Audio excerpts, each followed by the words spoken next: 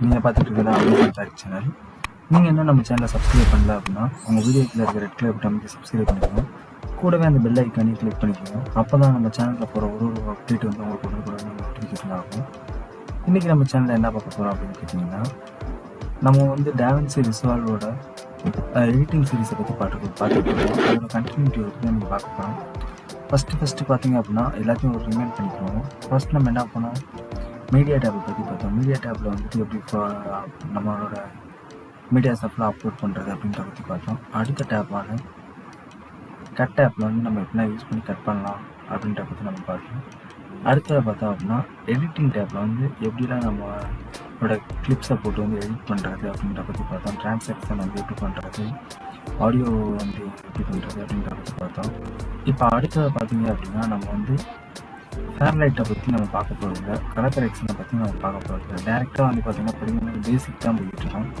So fusion, colour correction, அப்புறம் வந்து பார்த்திங்கன்னா ஃபேர்லைட், இது மூணுத்தையும் பார்த்திங்கன்னா செகண்ட் செக்ஷன்ஸில் வந்து நம்ம பார்க்க போகிறோம். இப்போ வந்து பார்த்திங்க அப்படின்னா நார்மலாக வந்து நம்ம வச்சு எடிட் பண்ணக்கூடிய எல்லா விதமான ஆப்ஷன் பற்றி நார்மல் தெரிஞ்சுருக்கீங்க. இப்போது நம்ம தெரிஞ்சுக்கிட்டதை வச்சு எப்படி வந்து நம்ம அவுட்புட் எடுக்கிறது அப்படின்றத தான் பார்க்க போகிறோம். இப்போ பார்த்திங்க அப்படின்னா நம்ம வந்து நார்மலாக வந்து ஒரு பேசிக்கான விஷயத்தை பற்றி இந்த சாஃப்ட்வேரில் தெரிஞ்சுக்கிட்டோம். ஸோ அடுத்து வந்து நம்ம டேரெக்டாக வந்து அவுட்புட் எடுக்கிறதுக்கு போயிடலாம். இப்போ வந்து டெலிவர் அப்படின்னு சொல்லிட்டு லாஸ்ட்டாக ஒரு ஆப்ஷன் கொடுத்துருப்பாங்க. அந்த ஆப்ஷன் வந்து கிளிக் பண்ணிக்கணும்.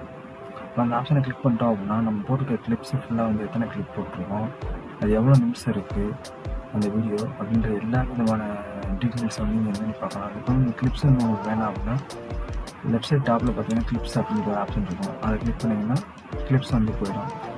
லெஃப்ட் சைடில் பார்த்தீங்க அப்படின்னா உங்களுக்கு வந்து ஒரு ஆப்ஷன் கொடுத்துருப்பாங்க. அதை கிளிக் பண்ணிட்டீங்க அப்படின்னா டீட்டெயில்ஸ் வந்து உங்களுக்கு வேணுமா வேணாமா அப்படின்றது கேட்கும். ஸோ உங்களுக்கு வந்து ஃபுல் டீட்டெயில்ஸ் வேணும் அப்படின்னா அதை வந்து கிளிக் பண்ணிங்க. ஏன்னா நம்ம வந்து வீடியோட டைட்டில்ஸ் வந்து எல்லாமே நம்ம மேட்ச் பண்ணும்போது ஸோ ஃபுல் டைட்டில் வந்து வேணும். ஃபஸ்ட்டு வந்து ஃபைலோட நேம் கேட்கும்.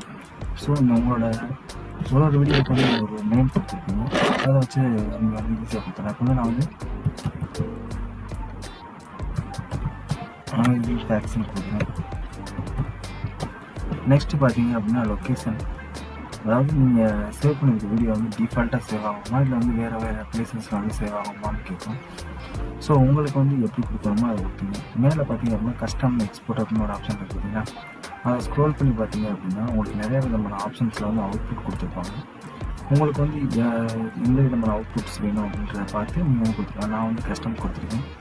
உங்களுக்கு வந்து இந்த மாஸ்டர் இல்லை என்ன வேணுமோ, யூடியூப் சம்மந்தமான வேணுமா இல்லை வந்து இன்னும் வந்து வேறு குவாலிட்டியில் வேணும் அப்படின்னா அதுக்கேற்ற மாதிரி நீங்கள் அவுட்புட் வந்து நீங்கள் பார்த்து எடுத்துக்கலாம். அடுத்த கீழே பார்த்தீங்க அப்படின்னா சிங்கிள் கிளிப்பில் வேணுமா இண்டிவிஜுவல் கிளிப்பில் வேணுமா அப்படின்னு கேட்கும். ரெண்டர் பண்ணுறது வந்து சிங்கிள் கிளிப்னால் ஒரே வீடியோ வரும். இது இண்டிவிஜுவல் கிளிப்ஸ்னால் உங்களுக்கு அது வந்து 2-3 வீடியோஸ் வந்து பிரிஞ்சாகும். ஸோ நான் வந்து சிங்கிள் கிளிப்பை தான் வேணும் அப்படின்னு சொல்லி கொடுத்துருக்கேன். அடுத்து பார்த்தீங்கன்னா வீடியோ டேப்.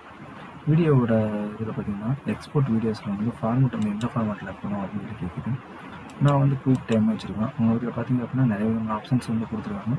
மோஸ்ட்லி குயிக் டைமே வந்து சேஃபாக இருக்கும். அடுத்தது பார்த்தீங்கன்னா கோடு, உங்களுக்கு வந்து வீடியோ வந்து எந்த மூடில் வேணும் அப்படின்ற மாதிரி கேட்கும்.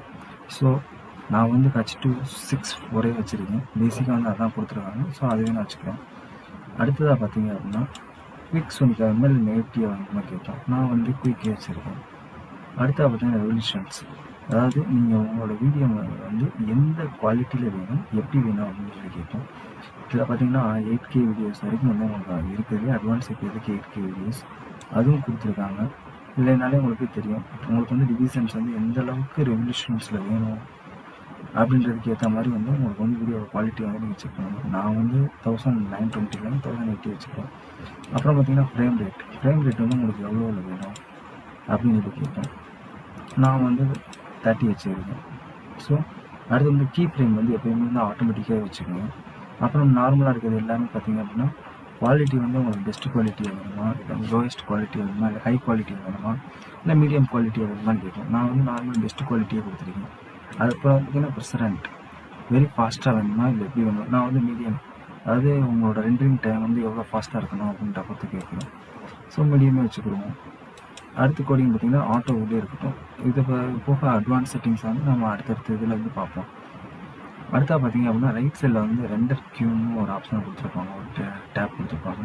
இப்போ வந்து நம்ம ரெண்டர் பண்ணக்கூடிய ஆப்ஷனை வந்து இங்கே ஆட் டு ரெண்டர் கியூன் அப்படின்னு கொடுத்துருக்காங்க அப்படின்னா அதை கிளிக் பண்ணோம் அப்படின்னா நம்மளோட வீடியோ வந்து சேவ் லொக்கேஷன்ஸ் வந்து கேட்கும். ஸோ சேவ் லொக்கேஷன்ஸில் வந்து நம்மளோட வீடியோ வந்து சேவ் பண்ணிங்க. சேவ் பண்ணிட்டீங்க அப்படின்னா ஜாப் ஒன்று வந்து இங்கே இதாகிடுச்சு. நம்ம கொடுத்துருக்க டைட்டில்ஸ்லேருந்து எல்லாமே வந்து ஜாப் ஒன்றில் வந்துட்டு இங்கே வந்துச்சு. இப்போ வந்து ரெண்டர் ஆல் அப்படின்னு கொடுத்துட்டீங்க அப்படின்னா நம்மளோட வீடியோ வந்து ஃப்ரேம் பை ஃப்ரேமாக வந்துட்டு உங்களுக்கு வந்து ரெண்டராக ஆரம்பிக்கும். ஸோ நீங்கள் எவ்வளோக்கு எவ்வளோ வந்து குவாலிட்டி வச்சுருக்கீங்க, எவ்வளோக்கு எவ்வளோ வந்துட்டு டைமிங் வச்சுருக்கீங்க, உங்களோட கீ ஃப்ரேம்ஸாக இருக்கட்டும், இல்லை வந்து நம்ம ஜாப் ஒர்க்காக இருக்கட்டும், எந்த அளவுக்கு வந்து ஒர்க் பண்ணியிருக்கோம் அப்படின்றத பொறுத்து தான் வந்து ரெண்டரிங் வந்து டைம் எடுக்கும். சில இதில் பார்த்தீங்க அப்படின்னா நார்மலாகவே ரெண்டரிங் வந்து ஓரளவுக்கு வந்து சீக்கிரமாக ஆயிரும். சம்டைம்ஸ் வந்து பார்த்திங்கன்னா நம்ம வச்சுருக்க குவாலிட்டி, நம்ம ஆட் பண்ணியிருக்க வீடியோட குவாலிட்டிஸ், அப்புறம் பார்த்திங்க அப்படின்னா அந்த நம்ம ஒர்க் பண்ணியிருக்க இது எல்லாமே வந்துட்டு ரெண்டராகிறதுக்கு வந்து கொஞ்சம் டைம் எடுக்கும்.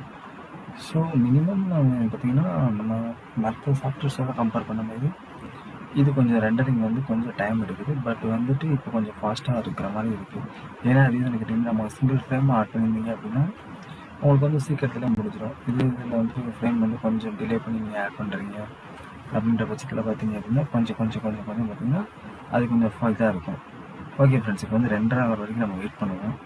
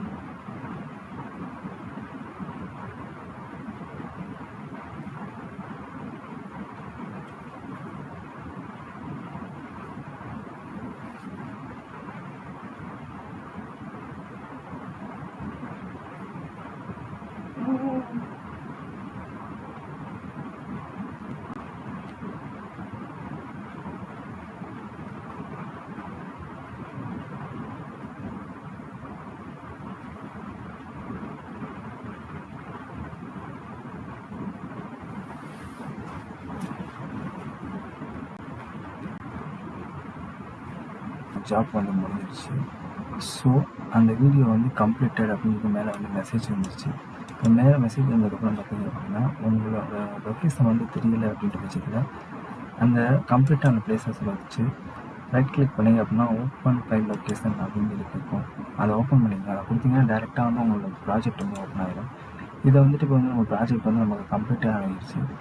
ஸோ உங்களோட ப்ராஜெக்ட் கம்ப்ளீட் ஆகிடுச்சு அப்படின்னா ஜஸ்ட் வந்து நீங்கள் வந்து ஒரு ப்ளே பண்ணி பாருங்கள். நார்மலாக வந்து அது எப்படி ப்ளே ஆகுது அப்படின்றது, நம்ம ஒர்க்கு வந்து கரெக்டாக ஒர்க் ஆகுதா, இல்லை எதுவும் மிஸ்டேக் இருக்கா அப்படின்றத நீங்கள் போய் பார்த்துக்கலாம். இதை வந்து நம்ம கொடுத்துருக்க டைட்டில்ஸ்லேருந்து நம்ம கொடுத்துருக்க ஒர்க் வரைக்கும் எல்லாமே வந்து கரெக்டாக ப்ராப்பராக ஒர்க் ஆகுதா, சவுண்ட்ஸ் எப்படி இருக்குது எல்லாமே பார்த்திங்கன்னா நம்ம இங்கேயே வந்து செக் பண்ணி ஈஸியாக வந்து நம்ம ரெண்டரிங் எடுத்துக்கலாம். இன்றைக்கி வந்து நம்ம வந்து பேசிக்காக வந்துட்டு எப்படி வந்து ரெண்டரிங் பண்ணுறது அப்படின்றத வச்சு அவுட்புட் எடுக்கிறது எப்படி அப்படின்றத வச்சு நம்ம ஓரளவுக்கு பார்த்துட்டோம். அது வந்து பேசிக் செக்ஷன் வந்து புரிஞ்சிருச்சு. நீங்கள் அடுத்தடுத்து நம்ம வந்து அட்வான்ஸாக வந்து எப்படி எடிட் பண்ணுறது, எப்படி யூஸ் பண்ணுறது, அப்புறம் பார்த்திங்கன்னா ஃபியூஷன்ஸை பற்றி இருக்கட்டும், இல்லை வந்துட்டு கலர் கரெக்ஷனாக இருக்கட்டும், இல்லை வந்துட்டு பேரலைட்ஸாக இருக்கட்டும், 1 by 1 வந்துட்டு அடுத்தடுத்த வீடியோஸில் பார்ப்போம். ஃபஸ்ட்டு வந்து இதை வச்சு நீங்கள் ஒரு 20 to 30 வீடியோஸை வச்சு நீங்கள் ஓனாக வந்து மேக் பண்ணி பார்க்கலாம்.